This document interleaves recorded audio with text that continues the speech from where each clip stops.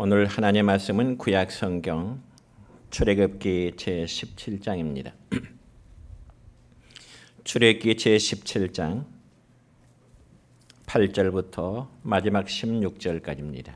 구약 성경 108쪽에 있습니다. 제가 봉독해 드립니다. 그때에 아말렉이 와서 이스라엘과 르비딤에서 싸우니라. 모세가 여호수아에게 이르되 우리를 위하여 사람들을 택하여 나가서 아말렉과 싸우라.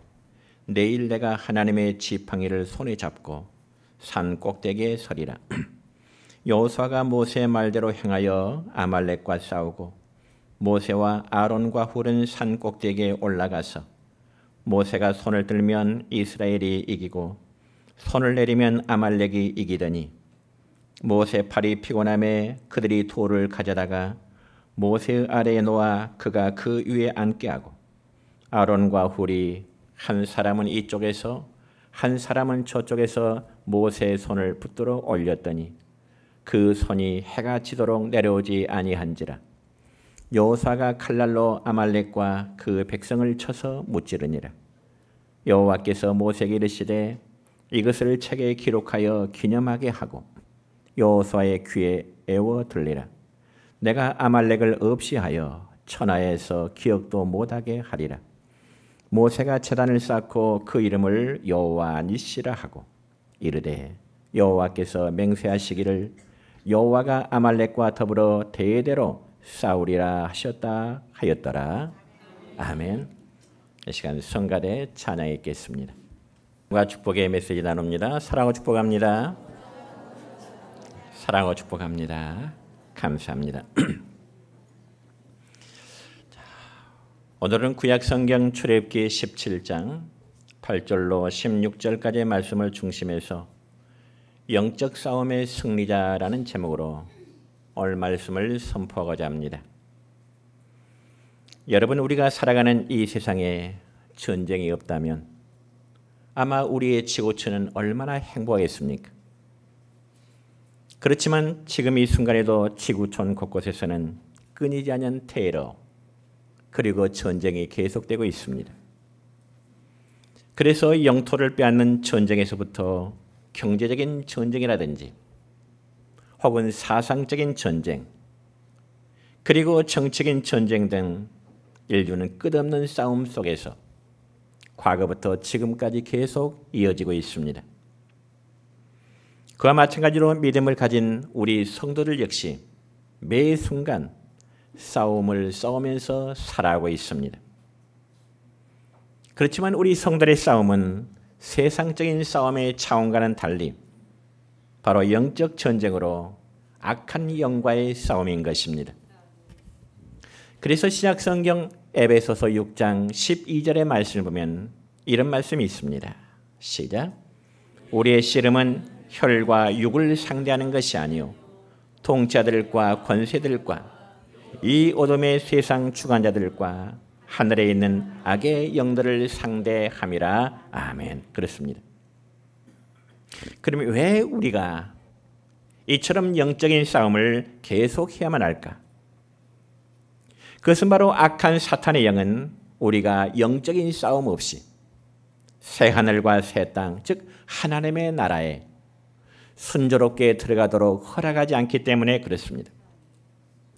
그렇기 때문에 사탄의 영은 우리가 이 땅에 사는 동안에 어떻게 해서든지 믿음의 길을 떠나도록 하기 위해서 다양한 방법으로 성도들을 유혹하고 시험하고 있는 것입니다.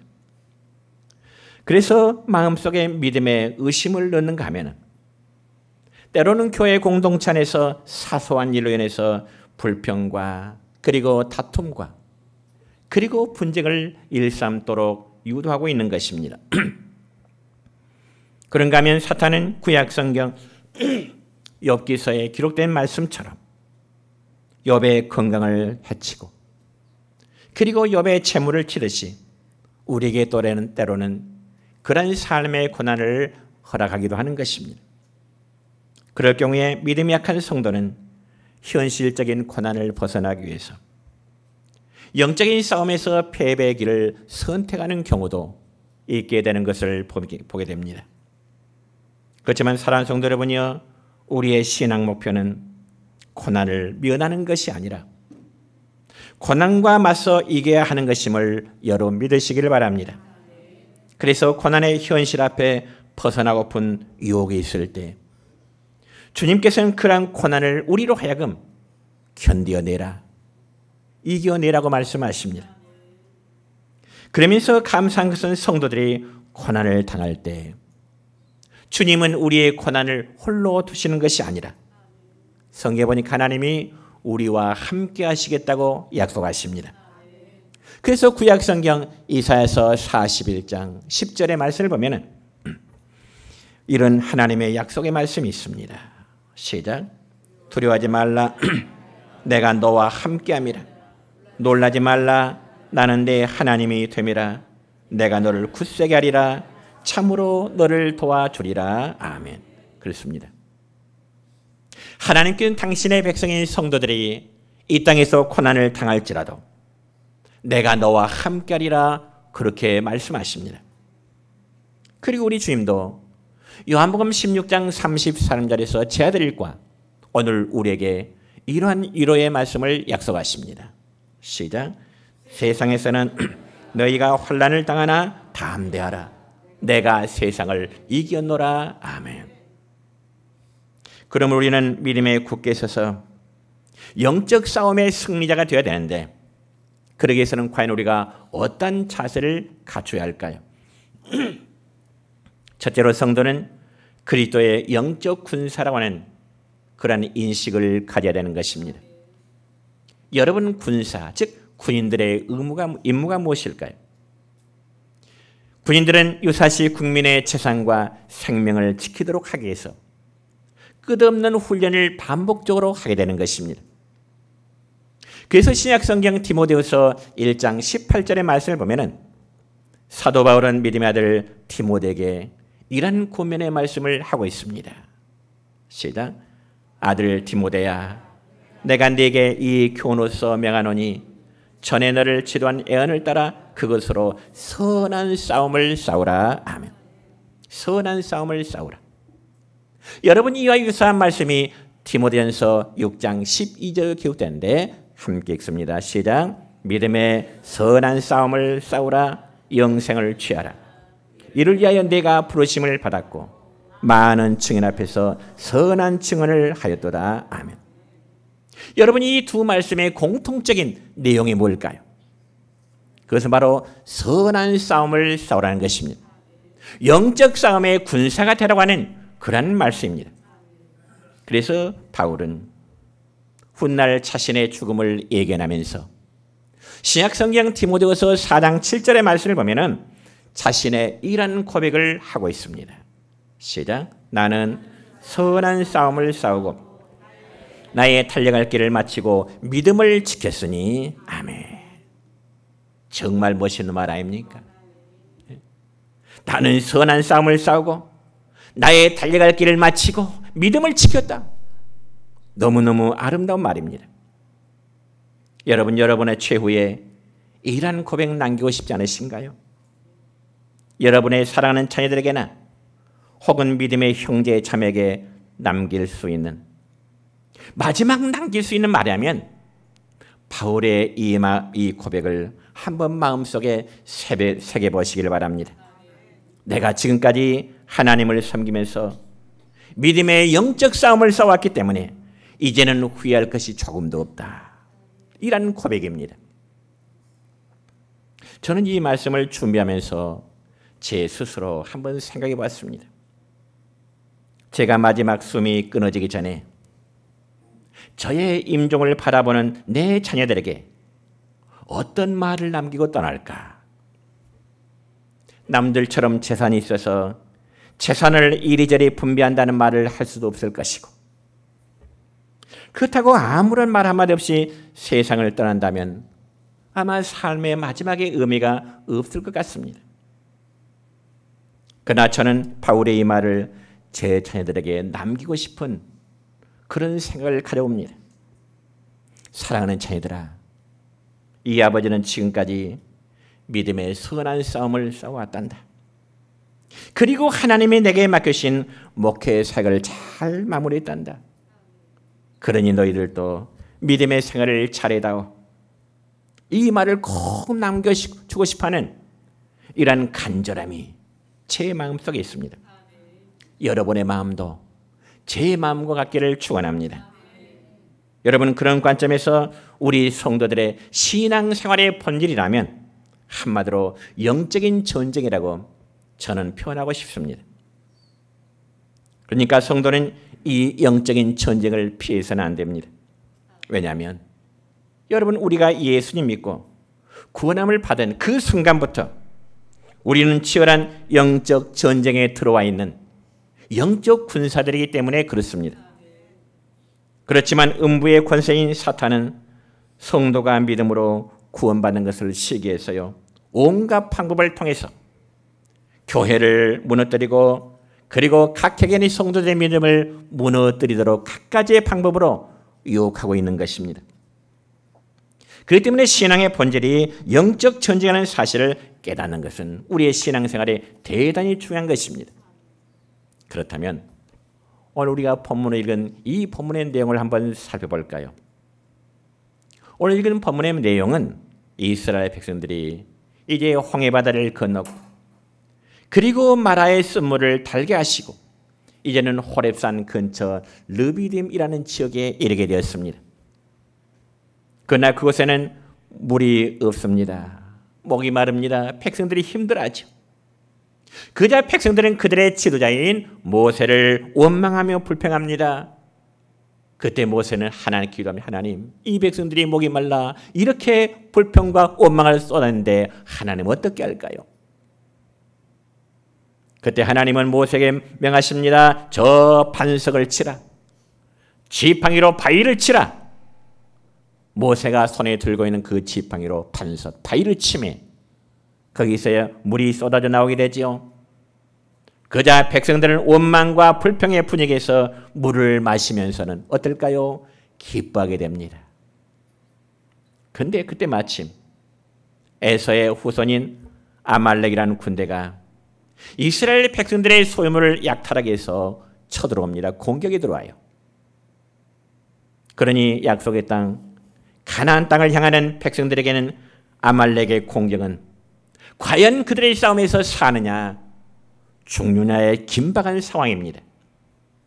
그와 마찬가지로 여러분, 우리 성도들 역시 저와 여러분 우리 모두가 하나님 나라의 입성을 위해서 믿음의 생활하지만은 순간순간 아말렉 군대와 같은 이 영적인 사탄의 세력과 싸워야 되는 것입니다. 부딪히게 되는 것이죠. 영적인 싸움에 부딪히게 된다면 승리하기 위해서 늘 하나님의 도우심을 우리는 구해야 될 줄로 믿습니다. 그래서 조금 전에 말씀드렸던 디모데전서 6장 12절의 말씀을 다시 볼까요? 이렇습니다. 시작. 믿음의 선한 싸움을 싸우라. 영생을 취하라. 이를 위하여 내가 부르심을 받았고 많은 증인 앞에서 선한 증언을 하였도다. 아멘. 그러니까 우리 성들이 싸워야 될 대상은, 영적 싸움의 대상은 혈과 육에 대한 대상이 아니요 정사와 권세와 이 어둠의 세상 주관자들과 하늘에 있는 악의 양들이라. 이는 한마디로 보이지 않는 악한 영들과의 영적 전쟁에서 패배하지 말라는 말씀입니다. 그렇다면 우리는 더 이상 내 주변의 사람들과 이러저러한 문제들로 인해서 싸워서는 안 되는 것입니다. 아무리 화가 나더라도 옆에 있는 우리 이웃, 가족과 싸우는 일은 결코 바람직하지 않다는 것입니다. 왜냐하면 혈과 육이 우리의 원수가 아니라, 혈과 육이 우리의 원수가 아니라 그 배후에서 역사는 악한 영, 즉 사탄의 역사이기 때문에 그렇습니다. 여러분, 이런 이야기가 있습니다. 어떤 여집사님이 교회에서 목사님의 설교를 듣다가 은혜를 받고 능력을 받았습니다. 그리고 그 능력이란 다름 아니라 남편을 훈계하는 능력이었습니다. 그러다 보니 그 여집사님은 주일날 목사님이 전한 설교 말씀을 인용해서 자기의 남편의 잘못된 행위를 날마다 지적하고 정죄하는 겁니다. 그 날마다 남편과 다툴 수밖에 없지요. 그러고 나서 이 여집사는 자기 남편을 회개시킨다는 제목으로 10일간 금식 기도에 들어갔습니다. 그래서 남편을 위해서 기도할 때마다 하나님, 제 남편의 술 취함과 방탕함을 용서하시고 남편의 강팍한 마음이 순한 양처럼 변하여 하나님 앞으로 돌아오게 해주세요. 간절히 기도했습니다. 하루 이틀 사흘 나흘 여덟에 아홉 날이 다 됐는데도 남편은 돌아올 생각을 하지 않아요. 오히려 더 많은 술잠과 방탕함으로 아내의 마음을 힘들게 합니다. 그러니 그 여집사는 열흘간 금식기도 하면서도 여덟에 아홉이 되어도 전혀 남편의 삶이 변화가 없으니까 낙심할 수밖에 없죠. 그러면서 여집사 마음은 그래도 마지막 하루 남은 거 더 기도해보자. 열흘째 된 날 드디어 하나님의 응답이 그에게 임했습니다. 그에게 임하는 응답은 이렇습니다. 딸아, 네 남편이 변화되어 구원받을 때와 기한을 묻지 말고 네가 먼저 변화되어라. 그리고 남편의 잘못됨을 정죄하기 전에 먼저 남편을 사랑해라. 그런 응답이었습니다. 여러분, 이 응답에서 중요한 말이 뭘까요? 중요한 말이 뭘까요? 네가 먼저라는 말입니다. 네가 먼저. 예수 믿는 네가 먼저. 자신은 완전한데 남편만 탓할 것이 아니라는 그런 말씀입니다. 네가 먼저 변화되어라. 그러는 응답, 하나님의 응답이 자기의 마음을 칠 때 그 여집사는 회개의 눈물을 흘리게 되었고, 전에는 남편이 그토록 미웠지만은 이제는 남편의 모습이 불쌍하게 보이는 겁니다.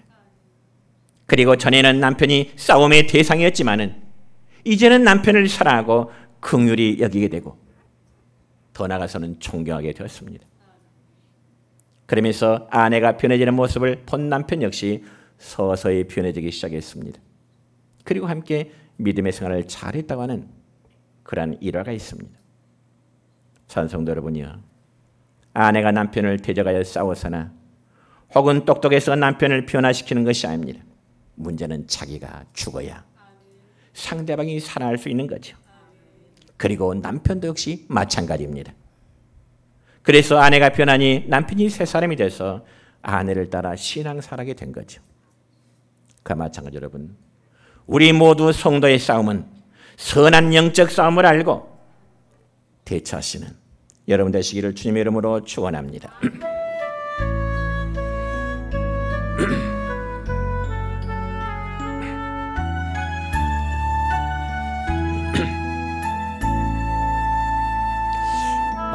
하나님의 사랑을 사모하는 자, 하나님의 평안을 바라보는 자, 너의 모든 것 창조하신 우리 주님이 너를 얼마나 사랑하시는지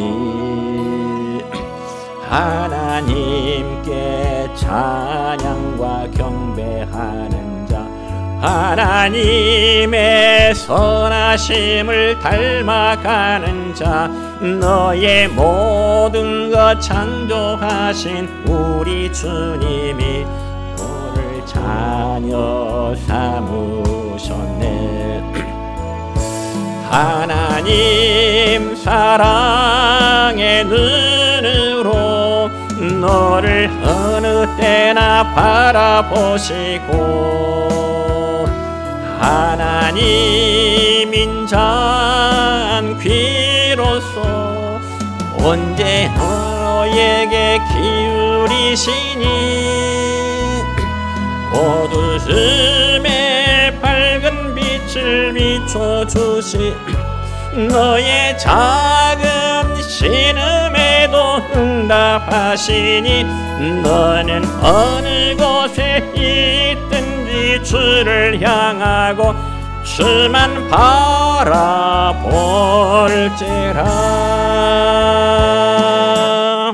아멘. 두 번째로 우리는 깨어서 항상 영적 무장을 갖추고 살아가야 됩니다. 여러분 오늘 읽은 본문 9절의 말씀을 보면 이렇습니다. 시작. 모세가 여호수아에게 이르되 우리를 위하여 사람들을 택하여 나가서 아말렉과 싸우라. 내일 내가 하나님의 지팡이를 손에 잡고 산 꼭대기에 서리라. 아멘. 그러니까 모세는 여호수아로 하여금 백성들 소집해서 아말렉 군대와 싸울 수 있는 사람들을 다 모집해서 그들과 싸우라. 그렇게 모세는 여호수아에게 명을 내립니다. 그러면서 자신은 하나님의 지팡이를 손에 잡고 산 꼭대기에 서리라 말씀하시네요. 그러면 왜 모세는 여호수아로 하여금 백성들 중에 사람을 모집해서 아말렉 군대와 싸우도록 하고 자기는 산 꼭대기로 올라가겠다는 말일까요? 자신의 신변의 안전을 위해서 산 위로 도망하기 위한 목적일까요? 그게 아니고요.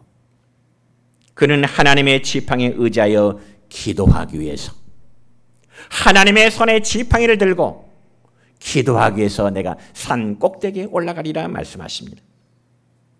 그러면서 여러분 모세의 손에 들려진 하나님의 지팡이란 그가 광야에서 40년 동안 양을 치던 그 지팡이였습니다.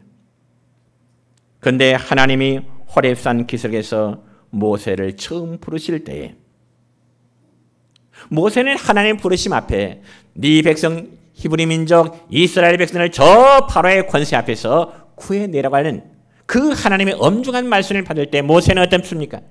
자신의 약함과 부정함을 핑계하면서 하나님 저 못해요. 저는 말도 못해요. 저 같은 사람이 어떻게 민족의 지도자 내 백성을 저 바로의 권세 앞에서 끌어내란 말입니까? 하나님 저 못해요. 하나님의 명을 거부할 때 하나님은 모세에게 하신 말씀이 있습니다. 그러면 과연 하나님께서 모세에게 어떤 말씀하실까요? 이 점에서 출애굽기 4장 2절과 3절까지의 말씀을 볼까요? 이렇습니다. 시작. 여호와께서 그에게 이르시되 내 손에 있는 것이 무엇이냐? 그가 이르되 지팡이니이다. 여호와께서 이르시되 그것을 땅에 던지라 하시매 그 땅에 던지니 그것이 뱀이 된지라. 모세야, 네 손에 들고 있는 건 뭐야? 예, 하나님 지팡이에요. 그것을 땅에 던져봐라. 땅에 던짐에 어떻게 있다고요? 그 지팡이가 뱀이 된지라. 희한한 일이죠. 놀랄 일이죠. 그래서 모세의 손에 들려진 지팡이가 뱀이 되자 하나님은 다시금 모세에게 말씀하신 모세야 그 뱀의 꼬리를 한번 잡아봐라. 뱀의 꼬리를 잡아봐라. 그랬더니 뱀의 꼬리를 잡음에 뱀이 다시금 무엇이 된지라? 지팡이가 된지라. 그러므로 성경에는 그때부터 그 지팡이를 더 이상 모세의 지팡이라 하지 아니하시고 하나님의 지팡이라 그렇게 표현하고 있는 것입니다. 그러니까 모세의 손에 들려진 하나님의 지팡이는 하나님의 도심과 하나님의 능력의 상징임을 여러분 믿으시기 바랍니다. 그리고 모세는 하나님의 지팡이를 잡고 아론과 훌을 대동하여 산 꼭대기에 올라가서 하늘을 향하여 두 손을 높이 듭니다. 물론 모세가 산 꼭대기에서 두 손을 높이 들었다는 것은 하나님을 향하여 지금 하나님의 도우심을 요청하고 있는 기도의 모습인 것입니다. 그러면서 아마 짐작컨대 모세는 이렇게 기도하지 않았을까요? 하나님, 나의 도움은 하나님밖에 없습니다. 그리고 하나님은 나의 전부입니다. 그러니 하나님만을 의지합니다. 아마 이런 기도의 고백을 했을 것입니다. 그 결과 모세의 중보기도는 아말렉 군대를 쳐서 이기고 이스라엘의 승리로 돌아갔음을 여러분 믿으시기 바랍니다. 그렇다면 이러한 역사적인 사건을 보면서 이 시대 우리가 영적 싸움을 위해서는 어떤 준비가 우리에게 필요할까요? 영적 싸움을 한다면은, 싸움을 하자면은 뭔가 준비물이 있어야 되지 않겠어요? 여러분, 이 점에서 신약성경 에베소 6장 13절의 말씀을 보면은 성도들이 싸워야 될 영적 무기를 이렇게 표현하고 있습니다. 시작. 하나님의 전신갑주를 취하라. 이는 악한 날에 너희가 능히 대적하고 모든 일을 행한 후에 서기 위함이라. 아멘. 그런데 여기 하나님의 전신갑주를 취하라 했는데, 그렇다면 또다시 여기 과연 하나님의 전신갑주는 또 뭘까요? 바로 이어지는 에베소 6장 14절부터 17절까지의 말씀입니다. 시작. 그런즉 서서 진리로 너희 허리띠를 띠고 의의 호심경을 붙이고 평안의 복음이 준비한 것으로 신을 신고 모든 것 위에 믿음의 방패를 가지고 이로써 능히 악한 자의 모든 불화살을 소멸하고 구원의 투구와 성령의 곧 하나님의 말씀을 가지라. 아멘. 이 말씀은 군인들이 완전 군장으로 무장하는 것으로 비유할 수 있겠죠. 여러분, 전투에 나가는 군사들이 전쟁에 임할 수 있는 모든 다양한 기본적인 모든 무기를 다 갖추는 거, 완전 무장하고 나가는 거죠. 때로는 훈련할 때도 실전과 같이 훈련하게 되는데, 여러분, 군인들이 무장하고 훈련하거나 전투에 임한다고 하는 것은 매우 힘든 일이죠. 그럼에도 만일 이것이 힘들다고 아무런 무장 없이 전투에 임한다면 싸워보지 못하고 혼비백산하여 도망치거나 패배할 수밖에 없습니다. 그와 마찬가지로 여러분, 우리 성도들이 영적 전투에 승리하기 위해서는 어려움을 무릅쓰고요, 전신갑주 이걸 취해야 됩니다. 그런데 거기에 한 가지 더 할 것이 있습니다. 성경에서는 전신갑주를 취하고 거기에 한 가지 더 첨가하는데 그것은 바로 기도라는 사실이죠. 이 점에서 에베소 6장 18절은 이렇게 기록하고 있습니다. 시작. 모든 기도와 간구를 하되 항상 성령 안에서 기도하고 이를 위하여 깨어 구하기를 항상 힘쓰며 여러 성도를 위하여 구하라. 아멘. 기도라는 내용이 여러 가지 표현되지요. 기도와 간구, 성령 안에서 기도하고 이를 위하여 깨어 구하기를 항상 힘쓰며 여러 성도를 위하여 구하라. 그러니까 기도라는 내용이 다양한 표현으로 언급되고 있습니다. 그래서 여러분, 주님을 가장 가까이서 따르던 제자들 가운데 베드로, 야고보, 요한, 그들은 십자가를 앞두신 주님의 당부를 듣고 함께 기도하자. 베드로야, 야고보와 요한아, 함께 기도하자. 그럴 때 세자들은 겟세마네 동산에서 깨어서 기도하지 못하고 오히려 주님께서 잡혀가시자 다 도망쳐버리고 말았습니다. 그리고 예수님의 12제 가운데 수제자라 불린 베드로 역시 멀찍이 잡혀가는 주님이 멀찍이 뒤따르다가 결국은 주님을 내가 모른다고 부인하기까지 이뤘습니다. 그럼 우리 성도는 항상 깨서 영적으로 무장하여 사탄을 이기시는 여러분 되시기를 축원합니다. 세 번째로 싸움의 승패는 하나님께 있다는 사실을 우리는 명심할 수 있어야 됩니다. 오늘 읽은 말씀 가운데 16절의 말씀입니다. 시작. 가로되 여호와께서 맹세하시기를 여호와가 아말렉으로 더불어 대대로 싸우리라 하셨다 하였더라. 여호수아의 군대가 아말렉과 싸운 것이 아니라 여호와가 아말렉과 더불어 싸웠다. 하나님이 에서의 후손인 아말렉 군대와 싸웠다. 즉 하나님께서 이스라엘 대신 싸워주심으로 승리는 이스라엘에게 있을 수밖에 없습니다. 그러니까 이스라엘이 여호수아가 이끄는 이스라엘 군대가 잘 싸워서 이긴다든지 아니면 좋은 무기를 갖춰서 이긴 것도 아니고 어쩌면 여호수아가 좋은 전략을 잘 세워서 아말렉 군대와 싸워서 이긴 것이 아니라 하나님께서 대신 싸워주셨음을 믿으시기 바랍니다. 그러므로 여러분 사무엘상 17장 47절의 말씀 보면은 믿음의 사람 다윗은 모든 백성들에게 이렇게 선포합니다. 시작. 전쟁은 여호와께 속한 것인즉 그가 너희를 우리 손에 넘기시리라. 아멘. 전쟁의 승패는 하나님께 있습니다. 그래서 우리는 이 말씀에서 영적 싸움에 이기기 위한 중요한 원리를 깨닫게 되는데, 첫째는 영적 싸움은 하나님의 능력에 붙잡혀 있어야 되는 것이죠. 앞에서 말씀드렸듯이 모세가 하나님의 지팡이를 들고 산에 올라가서 손을 들고 기도한 것은 하나님의 능력이 함께해 주시기를 바라는 그런 마음이었습니다. 그렇다면 지금 예배드리는 여러분의 모습은 어떨까요? 예배드리는 여러분의 모습은 어떨까요? 매 순간순간 얼마나 하나님을 신뢰하면서 얼마나 하나님의 도우심을 의지하면서 살아가십니까?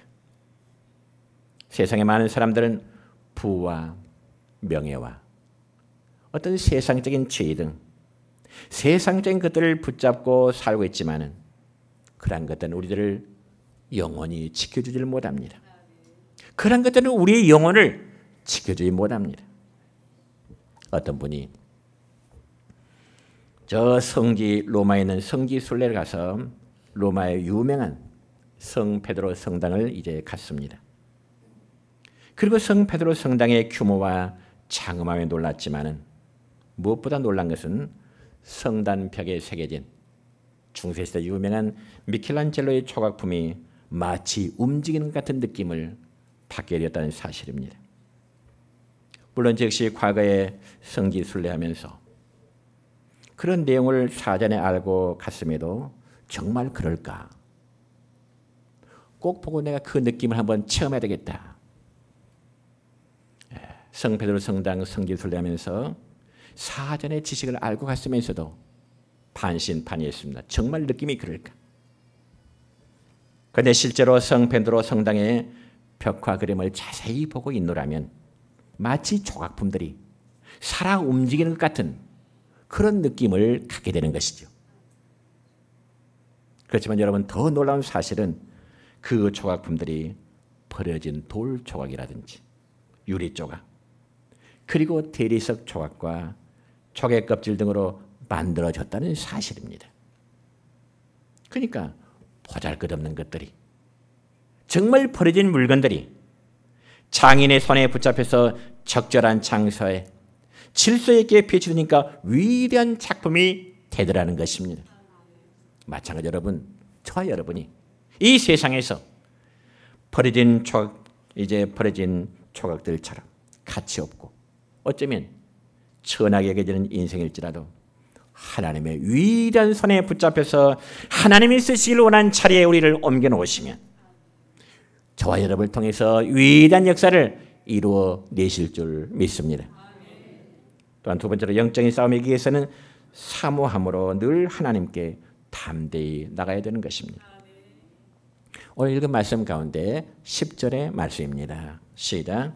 여호수아가 모세 말대로 행하여 아말렉과 싸우고 모세와 아론과 훌은 산 꼭대기에 올라가서 아멘.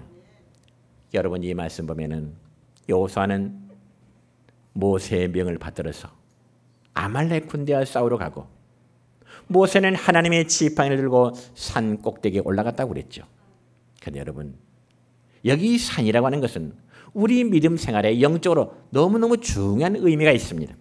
왜냐하면 여러분, 성경에 보니까 산에 오른다고 하는 것은 하나님을 찾는 것이고 하나님을 만나는 것이고 하나님의 역사를 체험하는 장소이기 때문에 그렇습니다. 여러분, 구약 성경에 보면은 노아 시대 아라랏 산이라든지 아브라함이 올랐던 모리아 산이라든지 모세가 올랐던 시내 산이라든지 엘리야 산이 올라갔던 갈멜 산이나 또 신약 성경에 보면은 변화산 또 겟세마네 동산 등은 우리가 하나님께 더욱 가까이 다가가기 위한 믿음의 산으로 우리는 받을 때 영적인 교훈이 됩니다. 그리고 모세가 지팡이를 잡은 손으로 하늘을 향하여 손을 높이 든 것처럼 매 순간순간마다 하나님의 은총을 갈구하며 갈망하는 여러분 되시길 바랍니다. 그래서 모세의 기도하는 손이 올라갈 때 이스라엘이 이기게 되고, 기도하는 선이 올라갈 때 이스라엘이 이기게 되는 것이고요. 선이 내려오면 아말렉 군대가 이기는 기이한 현상이 이루어지게 된 것입니다. 그래서 오늘 읽은 말씀 가운데 본문 13절의 말씀 보면은 아론과 훌이 기도하는 모세의 손이 내려오지 않도록 받치고 있을 때 바로 이런 역사가 나타났습니다. 시작. 여호사가 칼날로 아말렉과 그 백성을 쳐서 무찌르니라. 쳐서 무찌르니라. 이겼다는 거죠. 그리고 그 사건에서 본문 14절에 보면 이것을 책에 기록하게 하고, 또 15절에서는 모세가 제단을 쌓고 그 이름을 여호와 니시라. 아멘. 여러분, 니시란 말은 뭘까요? 승리의 깃발이라 그 뜻입니다. 여호와 니시, 여호와는 승리를 안겨다 주시는 분. 기도할 때 승리가 이루어질 줄 믿습니다. 기도할 때 악한 영을 이겨낼 줄 믿습니다. 특히 우리 신앙에서 기도는 영혼의 신경과도 같다고 그렇게 비유하죠. 왜냐하면 우리 육체의 신경이 죽으면 육신의 생명이 죽은 것과 마찬가지입니다. 그와 마찬가지로 성도들에게 있어서 기도의 신경이 죽으면 영혼도 함께 죽어가고 있다는 사실을 아시기를 바랍니다. 우리 영혼이 살아있다는 또 다른 증거 중에 하나는 기도하는 거죠. 여러분이 영혼이 살았나 죽었느냐는 것은 내가 과연 하나님께 기도하는 삶이냐 하지 않느냐 스스로 믿음을 한번 진단할 수 있기를 바랍니다. 그럼 오늘 우리도 피곤하다고 핑계하며 겟세마네 동산의 제자들처럼 기도하고 잠들지 않기를 바랍니다. 영적 생활에 죽어가지 않기를 바랍니다. 이제 말씀했습니다. 성도의 신앙생활은 영적 전쟁과 같습니다. 서두에 말씀드렸듯이 우리가 지금 믿음의 생활하고 있다는 것은 영적 전쟁 중에 있다는 사실입니다. 그래서 영적 싸움의 승패가 하나님의 도우심에 있고요. 그분을 절대 신뢰하는 성도 여러분 되시기를 우리 주님의 이름으로 축복합니다.